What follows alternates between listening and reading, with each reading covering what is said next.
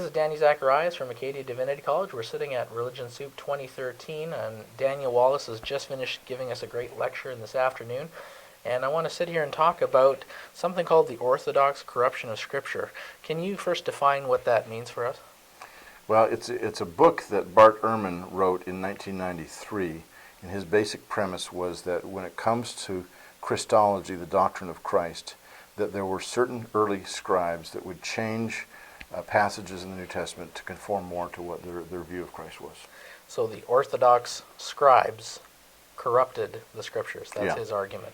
And he would even call them proto-Orthodox. He'd say they did it before Orthodoxy became known as Orthodoxy, and in different directions it was going on early on.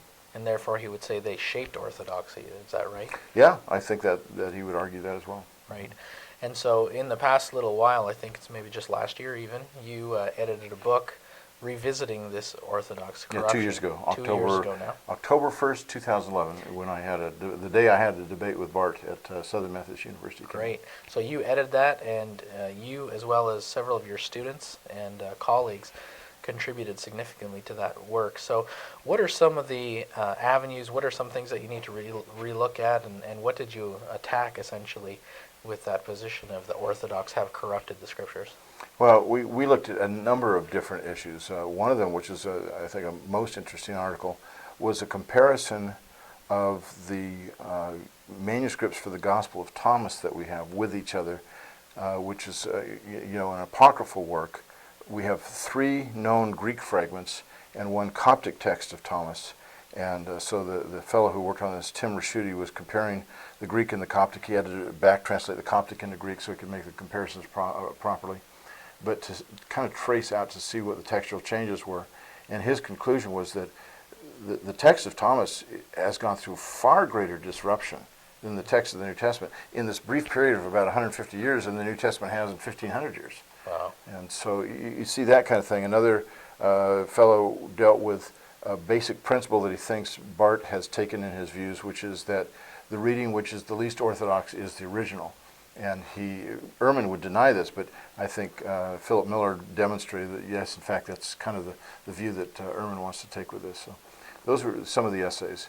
One that I think is extremely important to Bart is the reading nor the Son in Matthew 24:36. It is his most important textual problem, and it takes a ubiquitous role in any book he deals with about the text of the New Testament, where he basically says, here's the verse that we can plainly see the Orthodox have corrupted more than any other text. Which verse is this? This is Matthew 24:36, where it says, Jesus says, no one knows the day or the hour, neither the angels of heaven nor the Son, except the Father alone.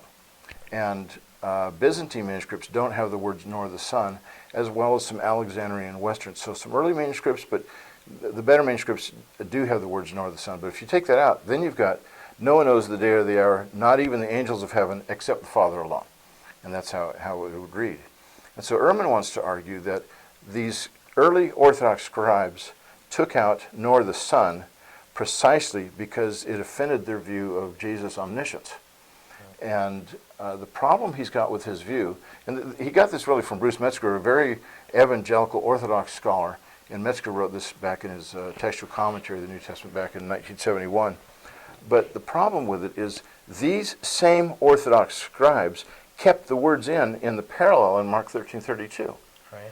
And they didn't change it. We only have 1 Greek manuscript from the 10th century that changes it there, whereas you have hundreds and hundreds of early Greek manuscripts that change it, Matthew's Gospel. So you have potentially the same scribe has no problem with it in Mark. Right, so Why would he take it out they of have Matthew? huge theological amnesia by the time they get to Mark.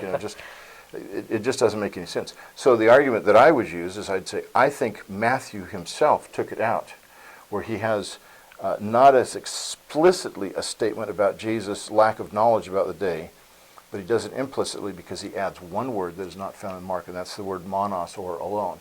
The Father alone knows. While as in Mark it says, neither the angels nor the Son except the Father, period. It doesn't have the word alone. So Matthew is saying implicitly what Mark says explicitly.